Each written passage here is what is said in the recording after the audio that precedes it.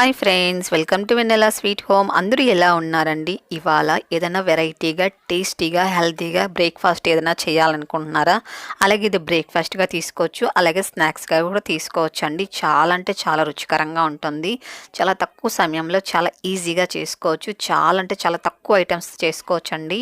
ఇంట్లో ఉండే చాలా తక్కువ ఐటమ్స్తో చాలా ఈజీగా ఎలా ప్రిపేర్ చేయాలో చూద్దాము.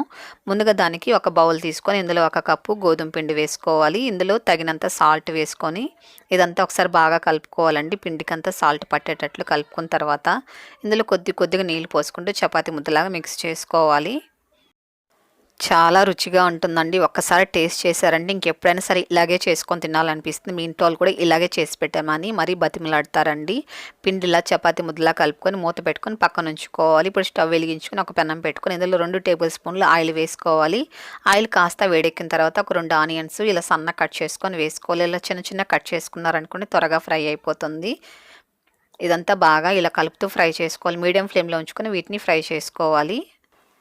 మన ఇంట్లో ఇడ్లీ పిండి, దోస పిండి లేనప్పుడు కూడా ఇలా కూడా చేసి పెట్టచ్చండి. ఇంట్లో వాళ్ళకి చాలా ఇష్టంగా తింటారు. అలాగే మన ఇంటికి ఎవరైనా గెస్ట్లు వచ్చినప్పుడు కూడా ఇలా కూడా చేసి పెట్టచ్చండి.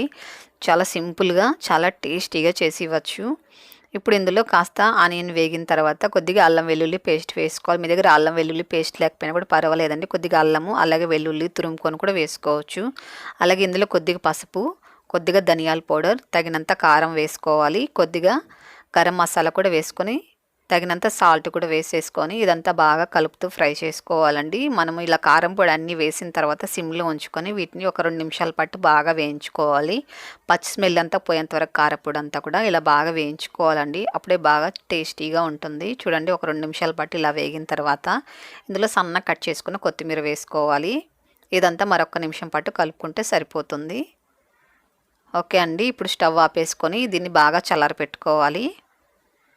ఇప్పుడు పిండి చూడండి కాస్త సాఫ్ట్గా అయింది. మనం కలిపేటప్పుడు కాస్త గట్టిగానే మిక్స్ చేసి ఉంచుకోవాలి. ఇప్పుడు దీన్ని చిన్న బాల్స్ లాగా చేసుకోవాలి.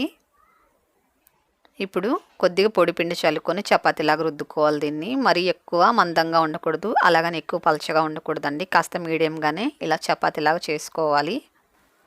ఇలా మనం చేసుకొని బయట ఎక్కడైనా వెళ్ళినప్పుడు కూడా తీసుకొని వెళ్ళొచ్చండి. సైడ్ డిష్తో కూడా అస్సలు అవసరం ఉండదు. చూడండి, ఇలా చపాతీలాగా చేసుకున్న తర్వాత ఇందులో చల్లారిన స్టఫింగ్ పెట్టుకోవాలి. ఈ ఆనియన్తో చేసిన స్టఫింగ్ చాలా రుచికరంగా ఉంటుందండి. మనకి ఎలాంటి కాయగూరలు కూడా అస్సలు అవసరం ఉండదు. ఇదంతా ఇలా మొత్తం ఇలా క్లోజ్ చేసుకోవాలి. ఇలా ఫోల్డ్ చేసుకుంటూ ఇలా తిప్పుకుంటూ మొత్తం ఇలా క్లోజ్ చేసుకోవాలి.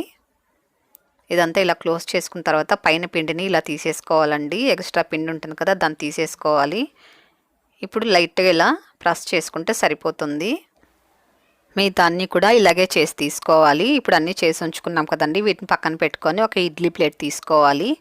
ఇప్పుడు ఇడ్లీ ప్లేట్కి కాస్త ఆయిల్ అప్లై చేసుకొని ఇప్పుడు స్టఫింగ్ చేసిన వీటిని పెట్టేసుకొని ఇప్పుడు స్టవ్ పైన ఒక పెనం పెట్టుకున్నానండి. నేను ఇందులో వాటర్ పోసి పెట్టుకున్నాను. మీరు కావాలంటే ఇడ్లీ గిన్నెలో కూడా పెట్టుకోవచ్చు. మూత పెట్టుకొని హై ఫ్లేమ్లో ఉంచుకొని ఒక 5 నిమిషాల పాటు దీన్ని ఉడికించుకోవాలండి. హై ఫ్లేమ్లోనే పెట్టి దీన్ని ఉడికించుకోవాలి. 5 నిమిషాలు ఉంటే సరిపోతుంది. చూడండి, బాగా చక్కగా పొంగుతూ వచ్చాయి.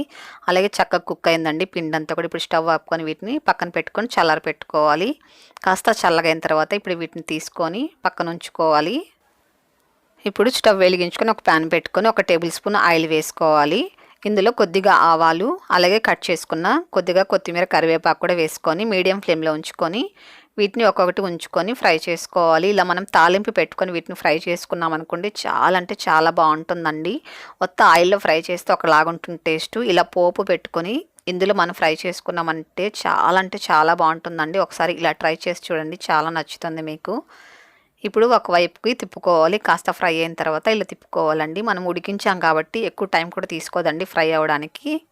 ఒక 2-3 నిమిషాల్లోనే చక్కగా ఫ్రై అయిపోతుంది. ఇప్పుడు వీటిని తీసేసుకుందామండి. చూడండి ఎంత కలర్ఫుల్గా ఉన్నాయో. టేస్ట్ అయితే ఎంత బాగుంటుందంటే నేను చెప్పడం కాదు, కానీ మీరు ఒక్కసారి కంపల్సరీ చేసి టేస్ట్ చేయండి. తర్వాత ఎలాగొచ్చి నాకు తప్పకుండా కామెంట్ చేయండి. మీ ఫ్రెండ్స్కి, మీ తెలిసిన వారందరికీ ఈ వీడియోని తప్పకుండా షేర్ చేయండి, లైక్ చేయండి.